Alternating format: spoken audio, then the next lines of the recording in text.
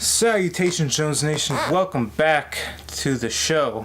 Today we're reviewing The Predator, and this movie is about a sniper who's out on a mission and a ship comes crashing in right by him.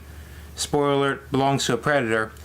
Double spoiler alert, that ship got shot down by a bigger predator chasing that predator, and we got a nice little chase and action going on around this little storyline. Now, before we get into our positives, we want to quickly go over that story, that we discussed, and some of the negatives with it. You can really tell that there was a lot of, reshoots going on here because the story did have a lot of plot holes and a lot of, decisions that were, things that didn't make sense. Definitely had a feel like they had the storyline going one direction, and then after test audiences a couple months ago, tried to turn the story in a different direction a little bit because felt like there were scenes that were missing. And overall, the story was kind of political and not really necessary for a Predator movie, and it just felt kind of out of place. Felt a little forced to make certain things happen, and that's just the overview, the whole story as a whole. But the ending, the very ending, had a very wacky scene, setting up for sequels, and those pieces right there between the whole plot holes and the winding script and the wacky ending to set up for another movie, there's actually a lot of fun to be had with this movie. Well, I really enjoyed the fact that they had an eclectic group, kind of like the original Predator, where each character was different and unique, and they took enough time for you to like them, so that when something bad happened to a character, you actually cared that it happened. It's funny that you say that. With all of these Predator movies, if they're good or not, Predator, the original Predator, not the second one because that didn't have a group, but Predators, when they're humans dropped on the homeworld, and now this movie, The Predator, most of these groups or units are actually pretty well developed and are really fun characters, and you actually learn to like them. And if that's one thing the Predator movies have that's a strength, that is definitely one of them.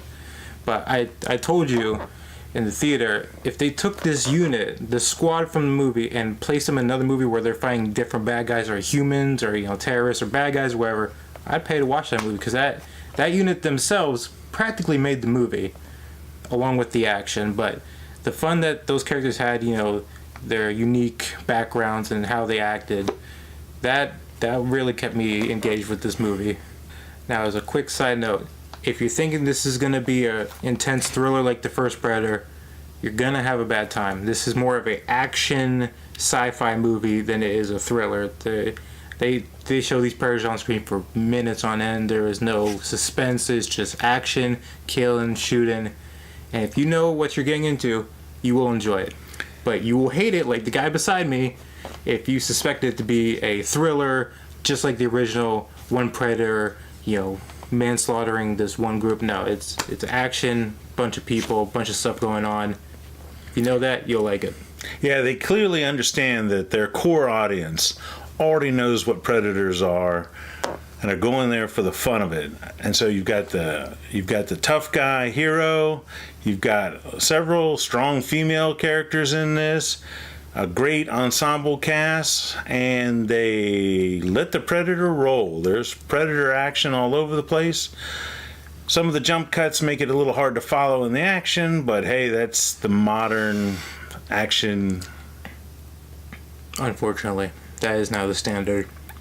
I mean, this movie overall really worked for me as a fun action movie. It's not giving you, it's not exactly Shakespeare, but if you've enjoyed the first two Predators and Predators, then you'll enjoy this movie, I think.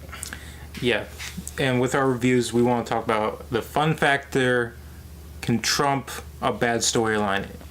We acknowledge that there's a lot of things wrong with the storyline. A lot of things like that doesn't make sense. Why would that happen? Very convenient things, or missing parts of the story in general. But between the writing, the characters, and the action, and how much fun it is to watch these people do their thing, kind of just forget about all that. And we had a good time. I would probably go see it again. I would probably, after seeing it, I would pay money not movie pass money, but real money to go see it with my buds. Go have some fun, enjoy a fun, funny and fun action movie. Absolutely. Go to the movie, grab yourself a soda and some popcorn, sit back, relax, get ready to ooh, ah, and laugh. Sometimes all within 20 seconds. If you like this review, or you're starting to like us, don't forget to subscribe if you haven't already, and hit that bell notification. And also, if you want to follow us around on our social medias, don't forget to follow us at Instagram and Twitter at The Jones Boys Review. And if you would like to see first reactions as we walk out of the theater for these movies, follow us on Stardust. And we post literally right after the movie our thoughts on it. Quick, nothing major, but quick thoughts on it, just so you get an idea of what it is before the review comes out. And that's all, folks. Adios, Jones Nation.